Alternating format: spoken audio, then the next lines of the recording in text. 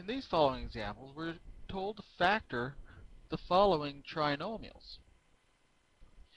Recalling that when we multiplied two binomials together, the result would have been a trinomial like these ones, we're going to reverse the process of the FOIL method. Simply stated, if we have a polynomial of the form x squared plus 2x plus 1, we're going to get a factorization that is a product of two binomials. And when we start out with x squared, we have to note that we have to multiply x times x in our FOIL method to get x squared. The next thing is to look for factors of 1 that add up to 2. In this case, that's pretty easy. One factor is only one way. That's 1 times 1. And since both terms have a plus sign, we can say x plus 1 times x plus 1 is our factorization. This can be shortened, by the way, as x plus 1 quantity squared. In the next example, we have x squared plus 12x plus 35.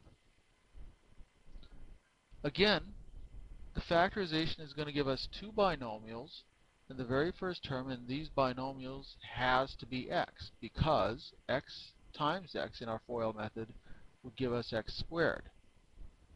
But now we don't look at the middle term, we go to the last term, and we ask what two factors could we multiply to give us 35 and add up to 12. To help you visualize the situation, you can write 35 as our constant term at the end, 12 as our middle term, and we want to think what two numbers could be multiplied together to give us 35 and add up to 12. In this case, the pair that fits the bill are the numbers 5 and 7. So we're going to fill in our 5 and 7 here. And we'll note that both of these terms must be positive again, because in our middle term, 5 times x plus 7 times x is our outer term, must add up to 12x, which they do.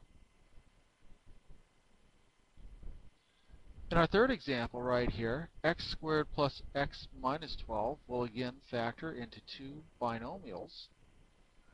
Our job this time is to find what two binomials do it.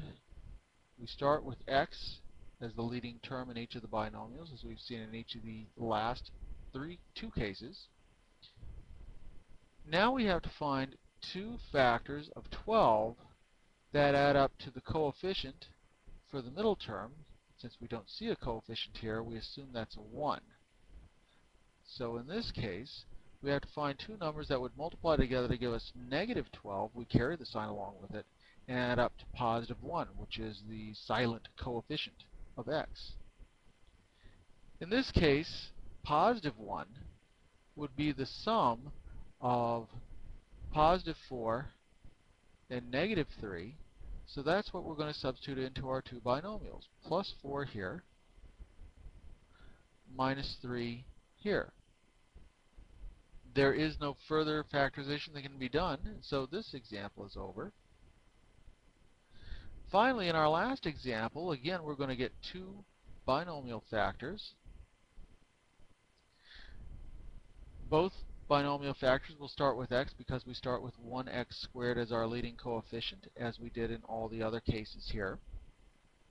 In this case, we need to find what two factors could multiply together to give us positive 28, but add up to negative 11. And in this case, the only two factors for which that works is negative 4 and negative 7. So we fill in our two binomials with negative 4 and minus 7. And now if we were to carry out the FOIL method multiplication, we would see x squared minus 11x plus 28 as the result.